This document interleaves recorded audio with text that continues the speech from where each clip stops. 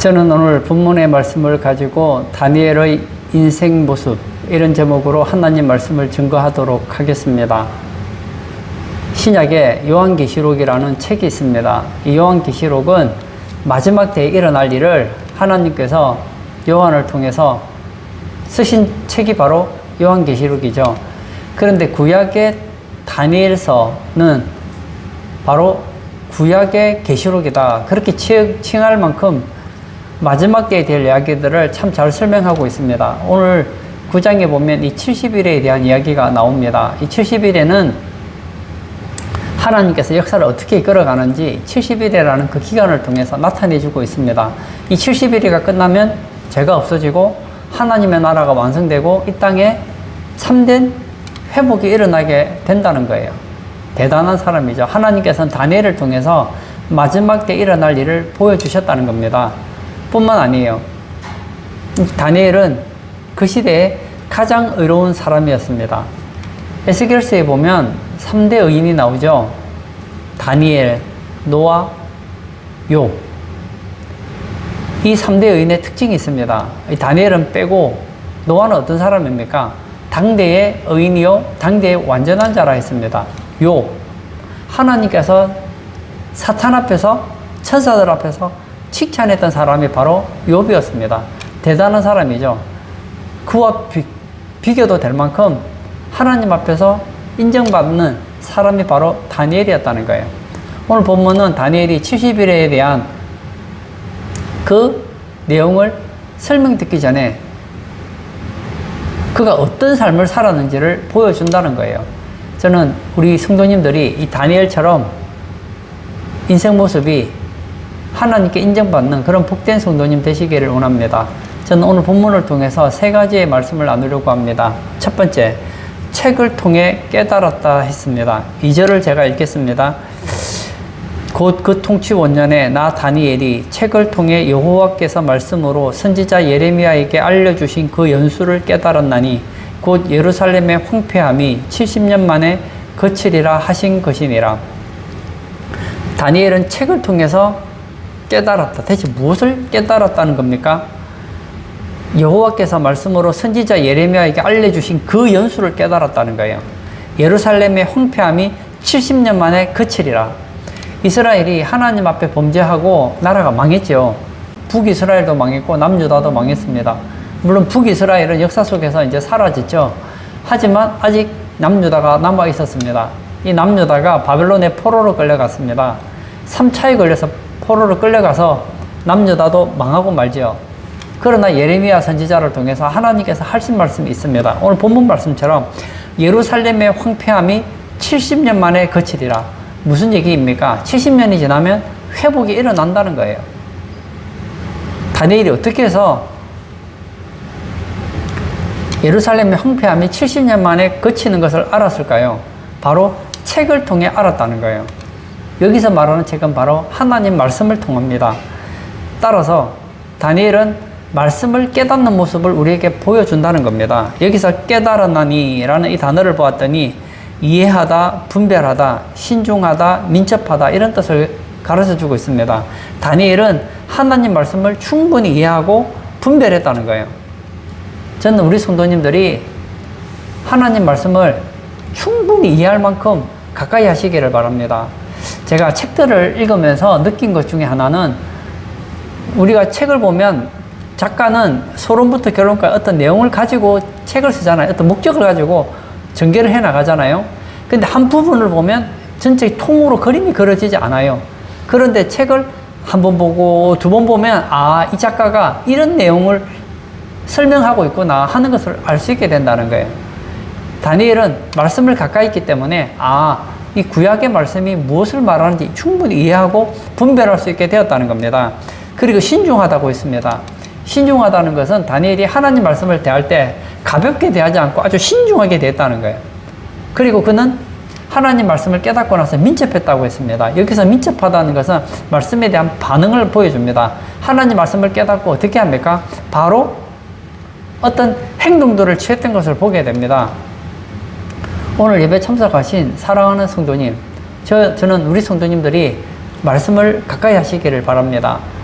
예를 들어서 어떤 소설책이 있다. 소설책을 한 장을 읽었어요. 아무리 정독하고 묵상하고 깊이 읽어도 소설 한 장을 읽어서는 전체 내용을 이해하기는 어렵지 않습니까? 그 내용을 이해하고 분별하려면 1장부터 끝장까지 읽어야 되잖아요. 그런데 예를 들어서 책이 두꺼워요. 한 10권 되는 책이다. 그러면 한 번 읽어서는 내용을 이해하기가 참 어렵습니다. 우리 남자들 사이에서 이런 얘기가 있죠. 삼국지를 3번 읽은 사람과는 대화를 하지 마라.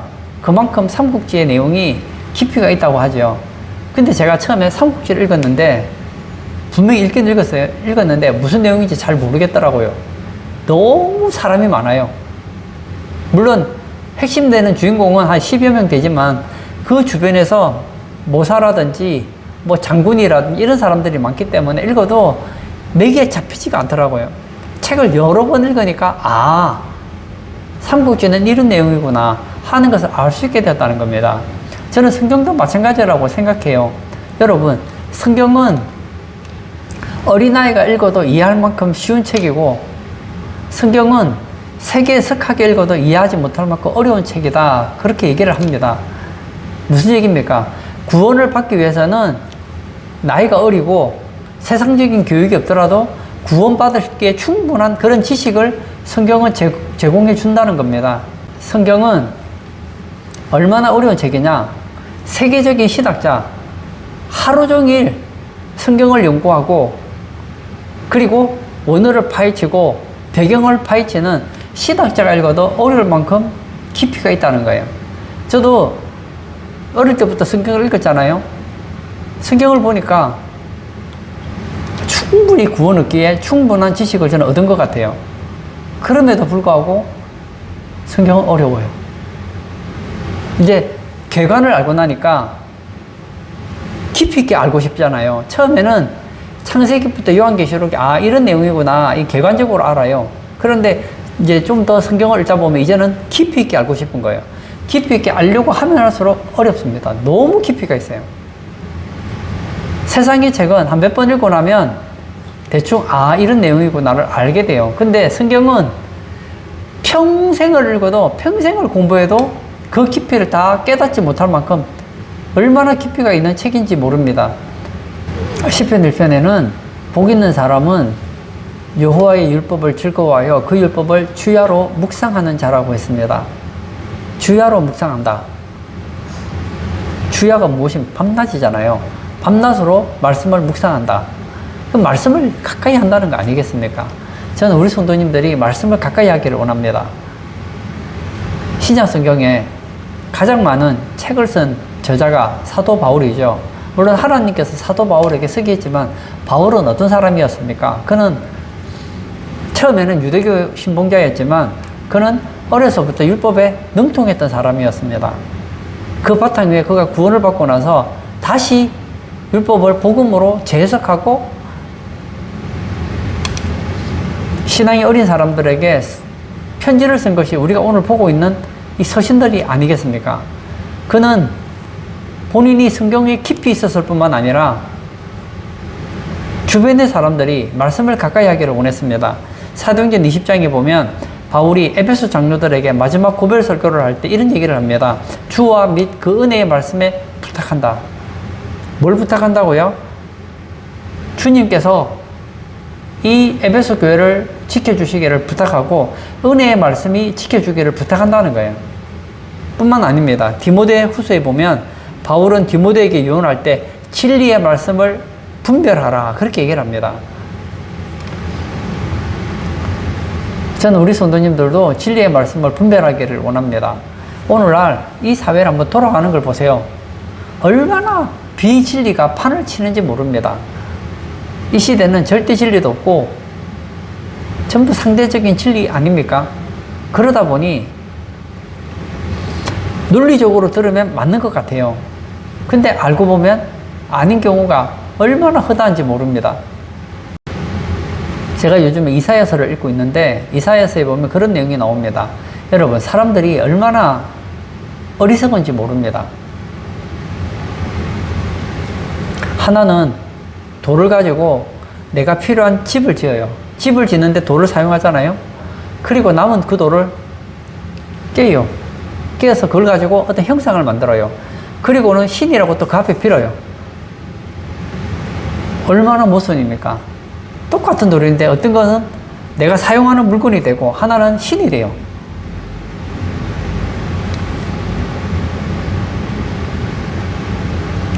오늘 예배에 참석하신 우리 성도님들에게 저는 외치고 싶습니다. 다니엘은 말씀을 가까이 했기에 예루살렘의 황폐함이 70년이 지나면 그친다는 것을 알았다는 거예요. 다니엘이 성경을 조금 아는 사람입니까? 그는 성경이 해박한 사람 아니겠습니까? 그는 말씀의 사람 아니겠습니까? 그런데 다니엘이 언제 깨닫는지 노년에 깨달아요. 노년에 성경을 읽다가 깨달은 거예요. 여러분, 창세기부터 요한계시록까지 얼마나 성경에 많은 내용이 나옵니까? 그 내용 여러분 다 깨달을 수 있을 줄 압니까?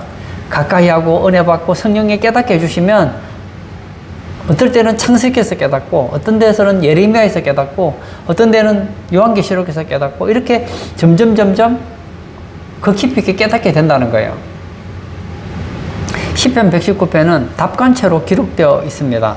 답관체라는 것은 이 히브리어는 알파벳 22자가 있습니다. 이 22자를 알레프부터 해서 제일 끝 단어까지 22자가 있는데 이 22자를 8번 반복하면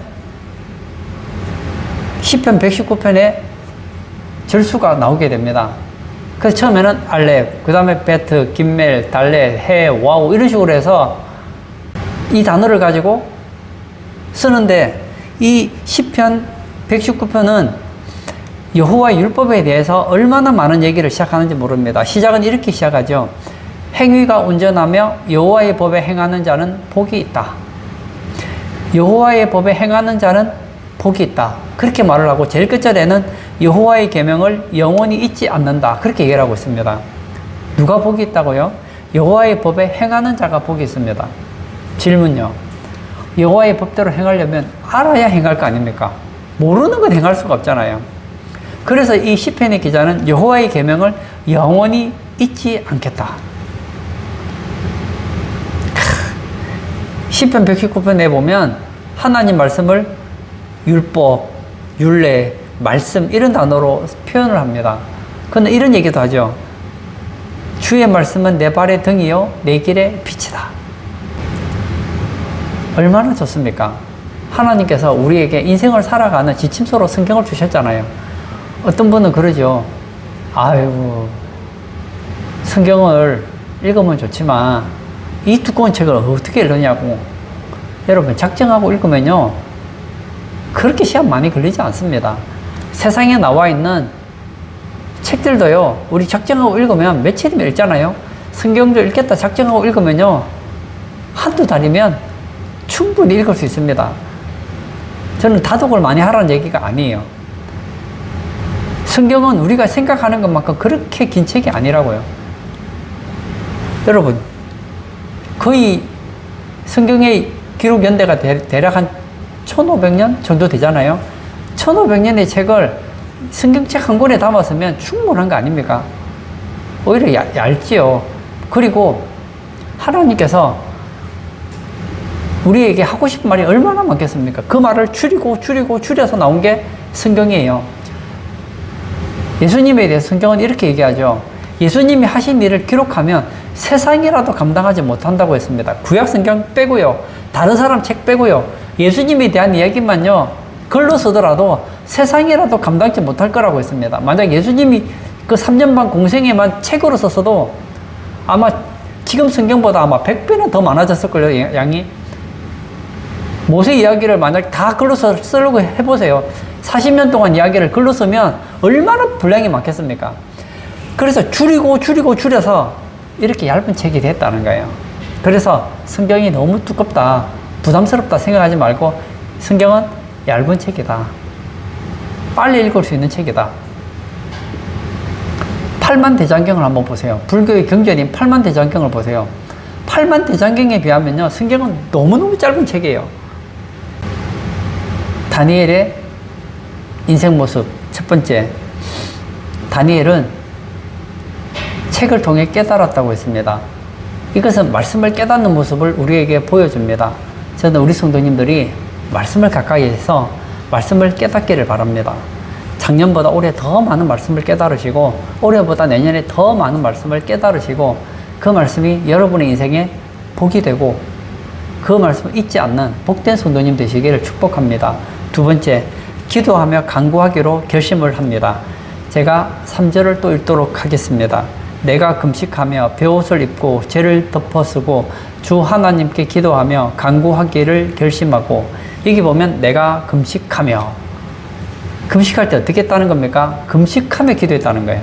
그리고 베옷을 입고, 이 구약 성경에 보면 이 베옷은 편안한 옷이 아니거든요. 자신을 불편하게 했다. 죄를 덮어쓰고, 죄를 덮었을 때는 주로 슬플 때 하는 모습이거든요. 금식하며 베옷을 입고 죄를 덮어쓴다는 것은 안타까워하며 자신을 쳐서 복종시키며 간절하게 기도하는 모습을 보여준다는 거예요.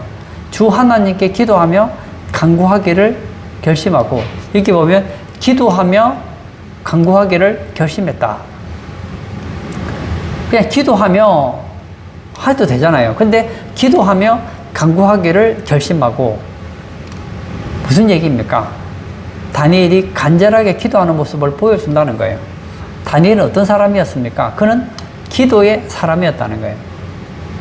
다니엘의 인생 모습은 기도 빼고는 대화가 안 됩니다. 여기 간구하기를, 이 단어를 보았더니 찾다, 간청하다, 노력하다, 이런 뜻이 있습니다. 다니엘은 하나님께 기도를 합니다. 뿐만 아닙니다. 기도를 통해 하나님의 뜻을 찾기를 원했습니다. 그리고 기도할 때 간청하듯이 간절하게 기도하고 노력했다는 거예요. 오늘 성경에 보면 이 기도한다는 단어가 나오고 간구하다는 단어가 나오잖아요. 그런데 이 다니엘서 9장에 보면 이 간구하다는 단어가 세 단어가 나옵니다. 바카슈, 테필라, 타하눈, 이렇게 간구하다는 단어를 세 가지로 구분해서 설명하고 있습니다. 다 간구하다는 단어인데 왜 각각 다른 단어를 사용했을까요? 강조하기 위해서입니다. 다니엘은 굉장히 간구하는데 열심을 내었다는 거예요. 그리고 금식, 베옷, 제, 이것은 기도의 자세를 말해주고 있습니다. 다니엘은 하나님 앞에 간절하게 기도하는 자세를 보여준다는 거예요. 저는 다니엘 하면 다니엘 6장이 생각이 납니다. 하루는 다니엘이 정사를 보고 있다가 한 가지 이야기를 듣게 됩니다. 어떤 얘기죠? 이 총리들과 간원들이 다리오 왕에게 한 가지 허락을 받습니다. 한 달 동안은 어떤 신에게도 누구에게도 구하지 못하도록, 기도하지 못하도록 법령을 내렸습니다. 이 법령을 어기면 사자굴 속에 집어넣겠다는 거예요. 사자밥이 되게 하겠다는 겁니다. 다니엘이 알아요. 이 법을 왜 만들었을까요? 다니엘은 똑똑한 사람이에요. 바보 아니에요. 아, 신하들이 지금 자기를 긁어 넘어지기 위해서 이 법을 만들었다는 걸 알아요. 그런데 그는 평소와 다름없이 창문을 열어놓고 기도를 합니다. 처음에 저는 잘 이게 이해가 되지 않았습니다. 그럼 문 닫고 기도하면 되잖아요. 여러분, 곳곳에 스파이가 있어요. 다니엘이 문 닫고 기도하면 모를까요? 사람 눈치 보면서 기도하는 그런 식으로 기도하면 피할 수 있을까요? 제가 그 생각을 해봐요. 한 달 동안 법령을 내렸습니다. 그럼 어떻게 해야 되죠? 앞으로 밥 먹을 때도 기도할 때 평소처럼 기도 못할 것이고, 예루살렘을 위해 기도할 때도 예전처럼 못할 것이고, 그가 금식 기도하는 것도 못하겠죠. 뿐만 아닙니다. 한 달 동안 법령을 정했는데 아무 일 없었다.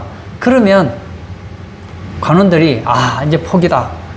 다니엘은 마음으로만 기도하고 겉으로 기도 안 하니 이제는 포기해야 되겠구나. 그럴까요?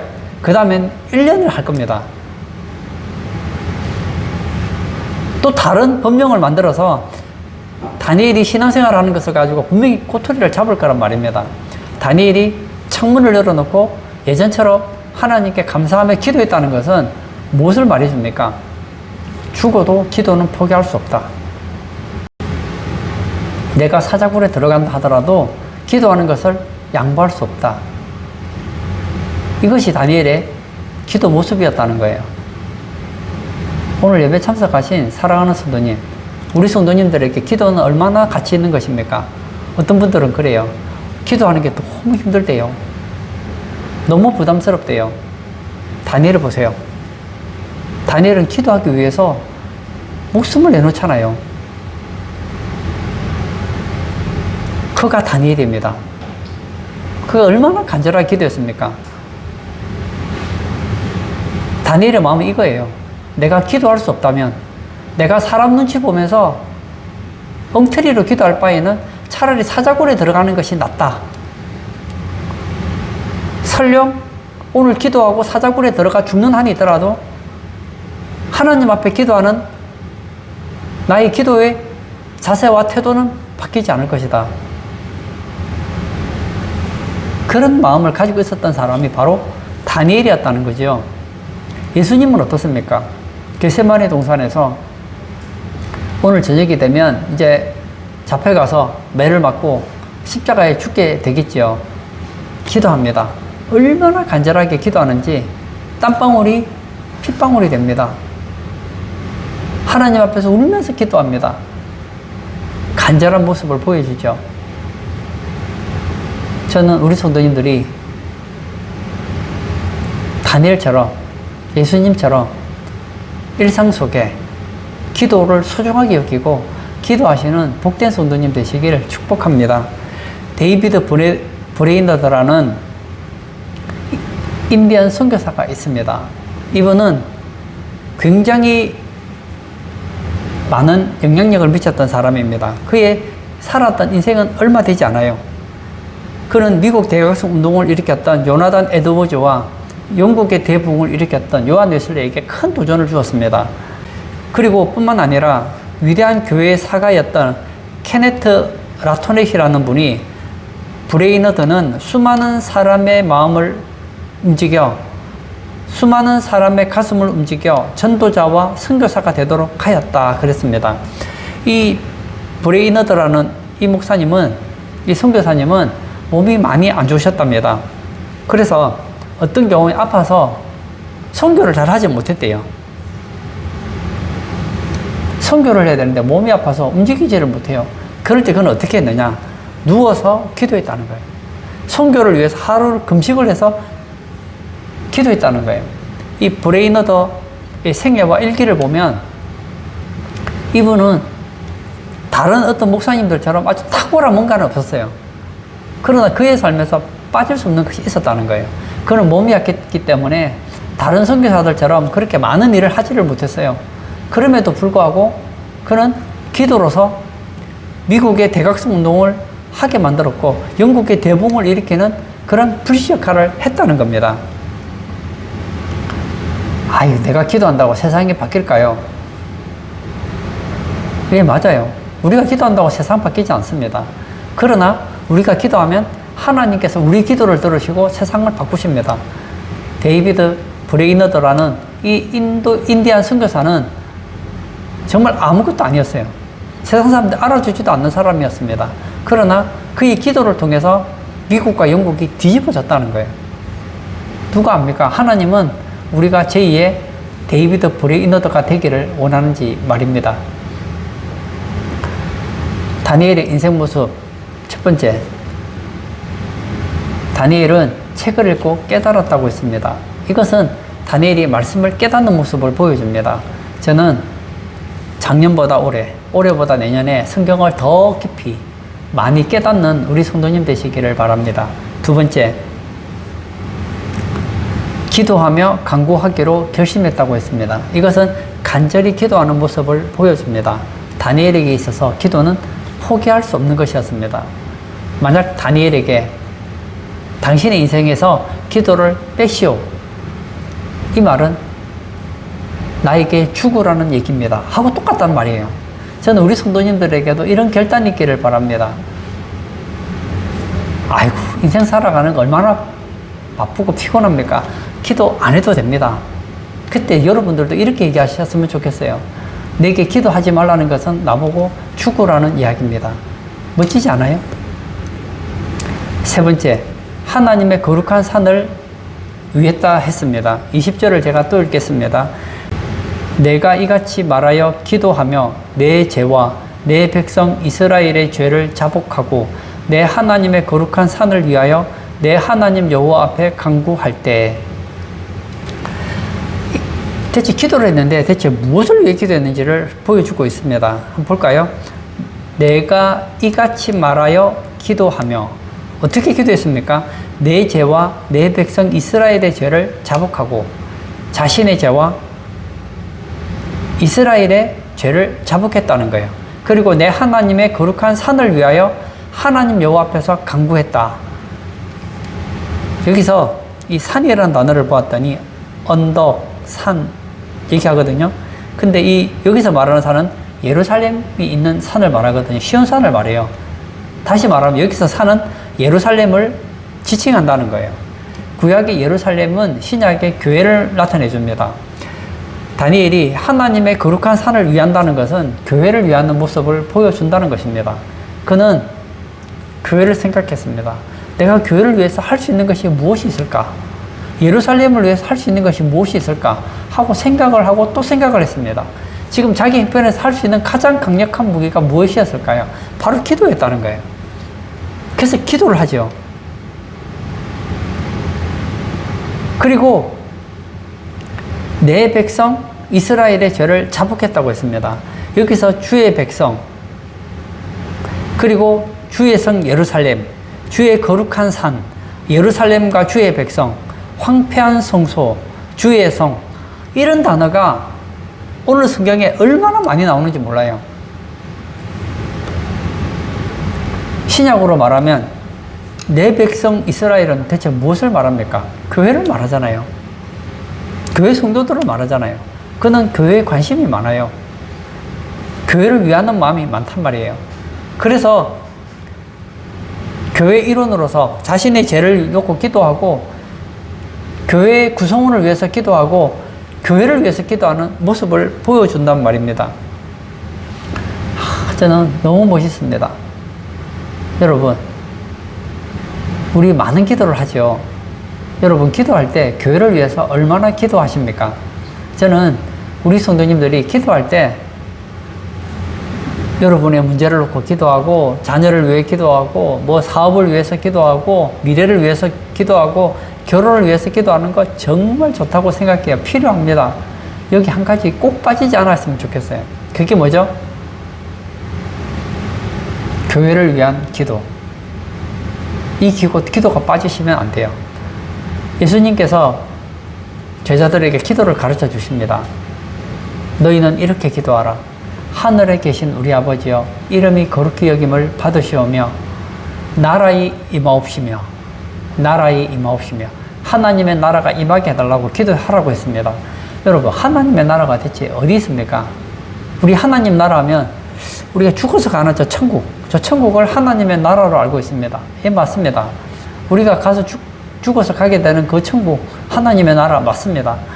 그런데 여러분, 이 땅에 하나님의 나라가 있습니다. 지부가 있습니다.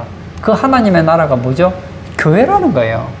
하나님의 나라의 특징이 무엇입니까? 하나님의 나라에는 하나님의 법이 다스립니다. 하나님의 나라에는 하나님의 주권이 100% 발휘됩니다. 하나님의 나라에는 하나님의 뜻이 절대적입니다. 교회가 어떤 곳입니까? 교회는 하나님의 말씀이 다스려지는 곳이고, 교회는 하나님이 주인이 되시는 곳이고, 이 교회 구성원은 하나님의 나라의 백성이라는 거예요. 그러므로 우리는 교회를 위한 기도를 하지 않을 수가 없습니다. 바울의 서신을 보면 바울은 그가 보내는 그 교회들마다 얼마나 기도하는지를 보여주잖아요. 내가 밤낮 쉬지 않고 기도한다. 저는 우리 성도님들이 기도할 때 우리 대한민국을 놓고 기도하시기를 바랍니다. 우리 한국 교회를 위해서 기도하시고 신성교회를 위해서 기도해 주세요. 세계의 교회를 놓고 기도해 주세요. 그리고 한번 생각해 보세요. 내가 교회를 위해서 할 수 있는 것이 무엇이 있는가? 생각해 보세요. 정말 교회를 위해서 내가 할 수 있는 것이 무엇인가? 돈이 있다면 돈으로 교회를 섬기는 거예요. 건강이 있다면 건강으로 섬기는 거예요. 시간이 있다면 시간으로 그리스도의 몸된 교회를 섬기는 거예요. 나는 건강도 없고 돈도 없고 할 게 없다. 기도가 있잖아요. 다니엘을 보세요. 다니엘은 정말 예루살렘을 위하는 마음이 있었습니다. 그러나 그는 바벨론에 있어요. 예루살렘에 가서 뭘 도와줄 수 있는 게 없어요. 거리는 멀지만 그가 할 수 있는 가장 강력한 무기가 있잖아요. 기도 아닙니까?